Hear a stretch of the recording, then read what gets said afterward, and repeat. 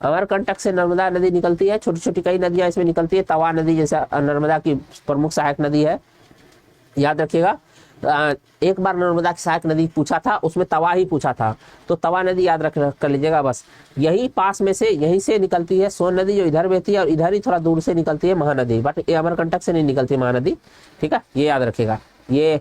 और नर्मदा नदी के उत्तर में क्या है, विंध्यन रेंज है, और साउथ में क्या है, सतपुरा रेंज है। कैसे याद करेंगे, अक्सर बच्चों को कंफ्यूजन होता है।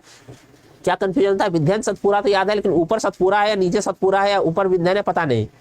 तो याद रख लीजिए, एस साउथ होता है तो सतपुरा है साउथ में, बस ऐसे याद रख लीजिए, ठीक है, हमेशा के लिए याद रह जाएगा, ठीक है। निमोनिक्स बना करके याद करना चाहिए। चले आगे बढ़ते हैं अब।